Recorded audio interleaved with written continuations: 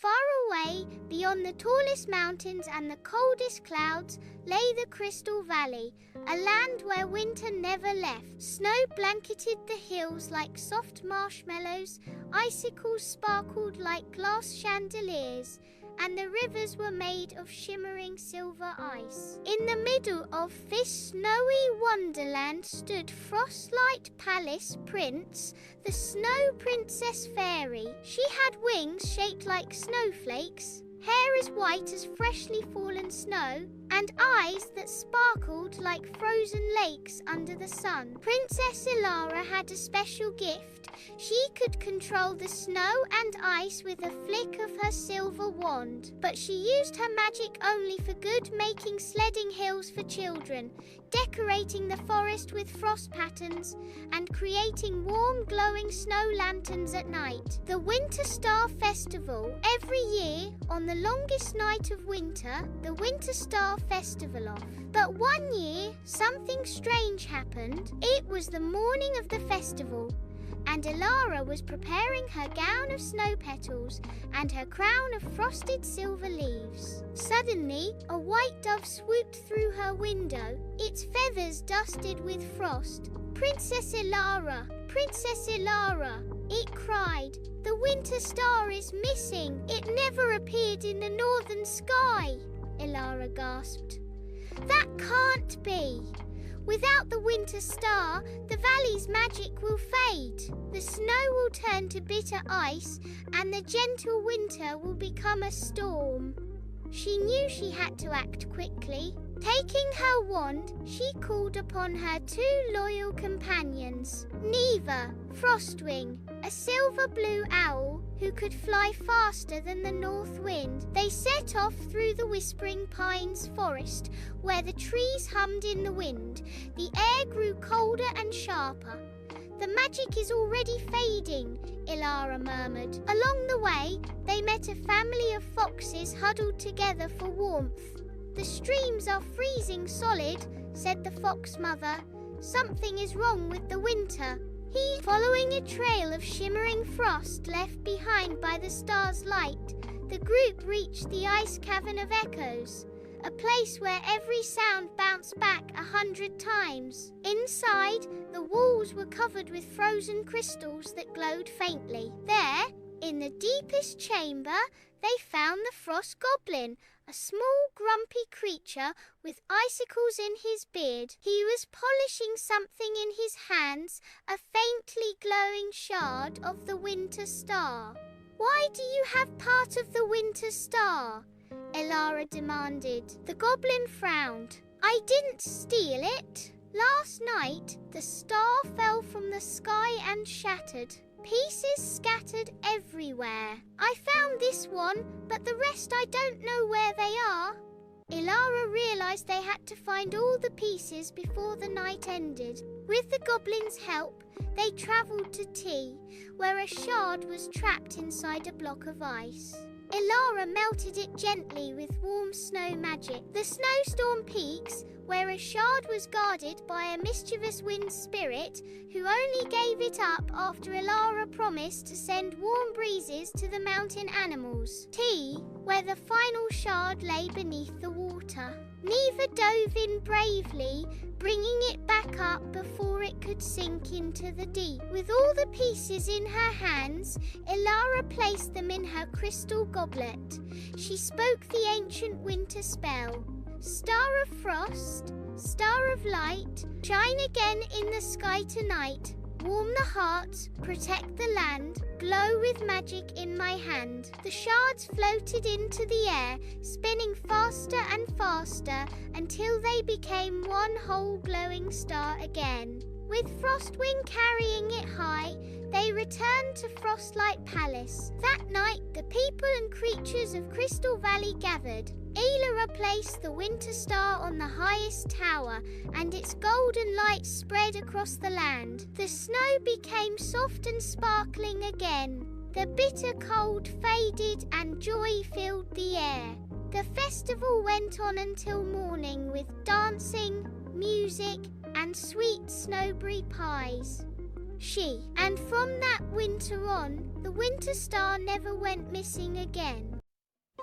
Deep in the sparkling ocean kingdom of Corallina, Queen Nerina had a baby daughter, Princess Aurelia, who was destined to wear the magical crown of the sea one day. The crown could only be passed to the true heir, and it glowed whenever it touched her hand. But in the same coral palace lived another mermaid, Selka, who always wished for power. She was jealous that Aurelia would become queen while she would remain ordinary. One night, while the seashell bells rang for the princess's birth, Selka came up with a plan. She quietly swapped baby Aurelia with her own little daughter.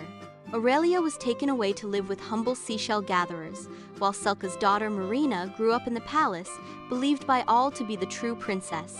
Years passed. Aurelia grew into a kind, cheerful mermaid, never knowing she was royal. She spent her days helping sea creatures untangle from nets and decorating coral reefs with her friends. Everyone loved her gentle heart. Marina, meanwhile, grew proud and bossy in the palace. She wore jewels and pearls, but the magical crown never glowed for her. Selka always told her, "Don't worry, you are the true heir." But deep inside, Marina felt something wasn't right. When Aurelia turned 12, the Festival of the Crown arrived, the day when the princess must wear the crown, proving she is the rightful heir. The sea kingdom gathered, shells glowing, dolphins leaping with joy. Marina swam forward proudly and placed the crown on her head. But instead of glowing, it slipped off and sank into the sand. Gasps filled the water. Suddenly, the crown floated away from Marina, glowing brighter than ever, and landed gently in front of Aurelia, who was only watching from the crowd. When Aurelia picked it up, the crown shone like the sun on the waves. The sea creatures cheered. "She is the true princess." Selka's secret was revealed. The queen looked heartbroken but forgave Selka, saying, "Your jealousy nearly broke our kingdom, but the truth always shines through." Aurelia forgave Marina too, holding her hand. "You may not wear the crown, but you'll always have a place by my side." From that day on, Aurelia became the crown princess, wise and kind, and Marina learned the joy of being a true sister, not through a crown, but through love. And so, the Ocean Kingdom thrived, brighter and happier than ever before. In a valley awash with lavender, Belle dances with Clover, their joy echoing in the fragrant air. The lavender sways, a sea of purple responding to their movements, as Lumiere and Cogsworth observe from afar. Lumiere exclaims, "Ah, Cogsworth, must you always be such a stickler? Feel the music, mon ami." Cogsworth retorts, "Rhythm, Lumiere, requires precision, not flamboyant gestures." And that goat is terribly offbeat. Belle twirls, her laughter mingling with the jingle of Clover's bells. A moment of pure, unadulterated joy. The sun bathes the valley in golden light, casting long shadows that dance with the lavender and the figures within. A warm, inviting bakery, where the scent of fresh bread mingles with the soft haze of flour. Belle, bathed in the bakery's soft glow, shares a friendly moment with the baker's daughter. A playful trio of gossiping geese adds a whimsical touch, pecking at Belle's boots. The bakery buzzes with life as the gossiping geese continue their playful antics around Belle. The comforting aroma of freshly baked bread fills the air as Belle laughs, surrounded by the warmth of the bakery and its inhabitants. In the heart of the bustling town square, Gaston flexes, his muscles bulging. His adoring fan club erupts in cheers, their voices echoing through the air. Nearby, LeFou juggles bright red apples, their surfaces gleaming under the sun. A fountain gurgles merrily, its water splashing playfully.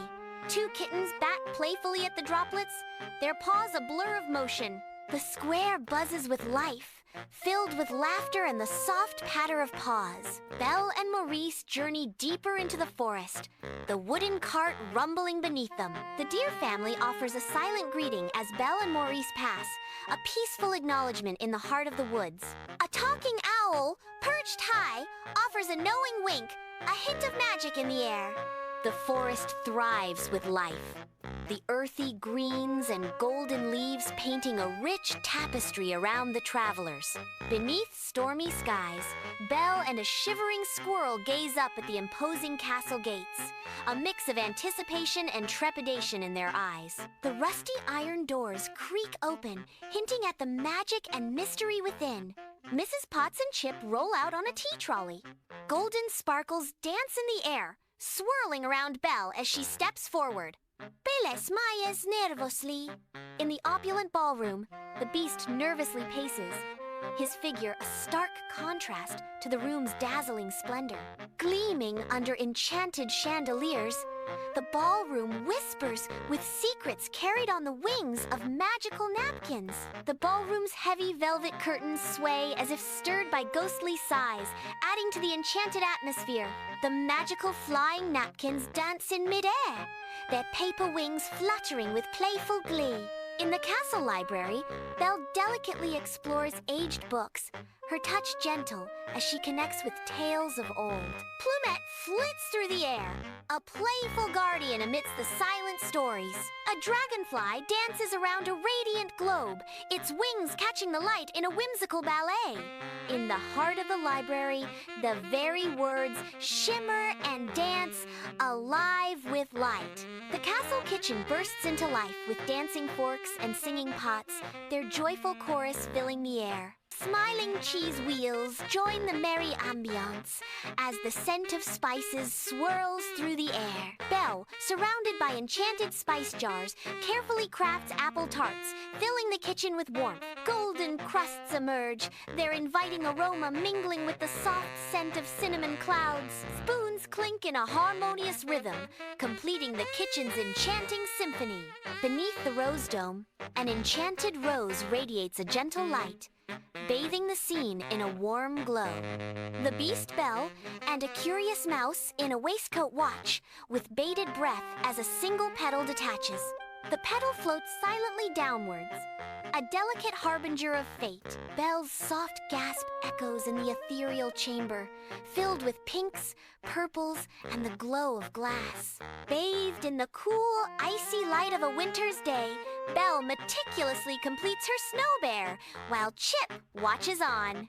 In the distance, the Beast gives a joyous whoop as he races down a snow-covered hill with a group of enchanted snow shovels. Warm scarves billow behind them, painting streaks of color against the pristine white canvas. Joyful shrieks pierce the crisp air, mingling with the soft crunch of sleds gliding over snow.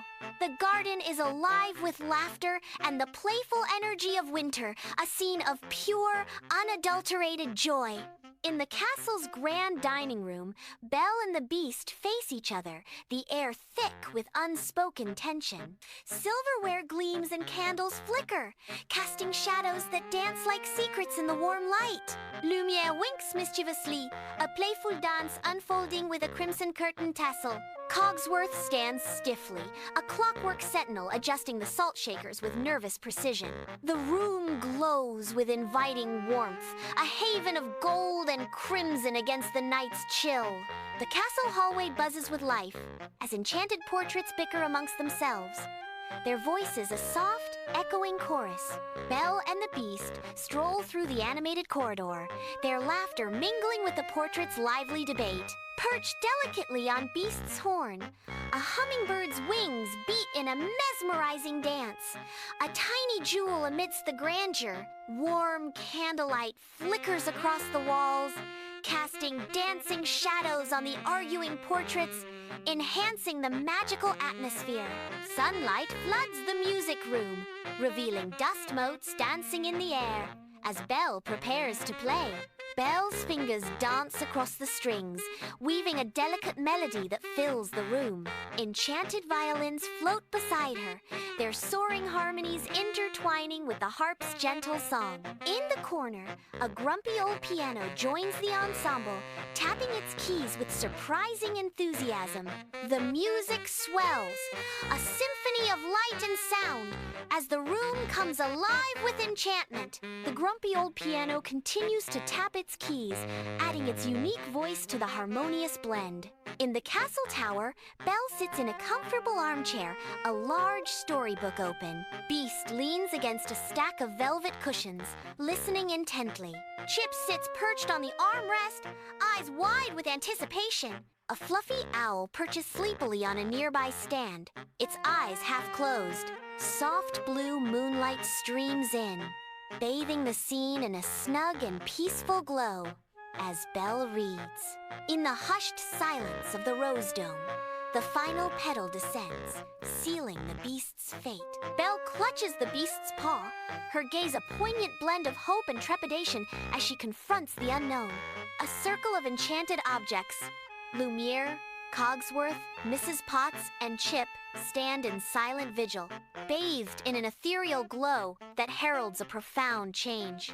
A sudden surge of golden light floods the chamber, signaling a magical transformation that promises to alter their destinies forever, as cheering hearts are all around. In the village square, the beast undergoes a magical transformation into a prince, bathed in an otherworldly glow. Belle's face radiates pure love as she witnesses the miraculous change, her eyes reflecting the ethereal light. The villagers erupt in joyous cheers, their faces illuminated by the vibrant, colorful fireworks exploding above. Gaston, in a surprising turn, amuses himself by teaching dance to a flock of geese amidst the festive celebration. Once upon a time, in a quiet kingdom hidden behind silver mountains, there lived a princess named Elara. She had long golden hair, eyes like the morning sky, and a heart full of dreams, but not much to smile about. Every morning, Elara woke up in a cold, lonely tower. Though her palace was grand, no laughter echoed through the halls. Her parents, the king and queen, were too busy ruling and rarely noticed her sadness. She had no friends, no pet, and no one to tell stories to. Her birthday would come and go with only a crown-shaped cake, no candles, and no warm hug.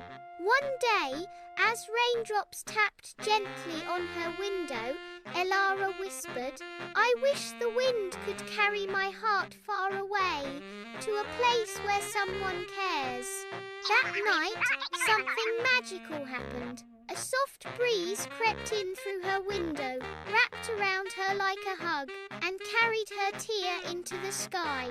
The next morning, Elara found a feather lying on her pillow, bright blue and glowing. It was from the windbird, a rare creature that hears lonely hearts. Elara followed the feather through the castle gardens, past the locked gates, into the woods. There, she found a small cottage where an old woman lived with a cat, a squirrel, and a parrot who spoke in rhymes. "Come in, princess," said the kind woman. "Your wish floated to me on the wind." Elara blinked. "You heard it, of course," the woman smiled. "Sad hearts speak the loudest." From that day on, Elara spent her afternoons at the cottage, helping with chores, laughing with the parrot, and reading stories to animals. Slowly, her sadness turned to warmth. Though she still lived in the cold tower, the wind would visit every night, bringing her the sounds of the forest, the scent of pine, and whispers from her new animal friends. She was still a princess in a lonely castle, but now she was never truly alone.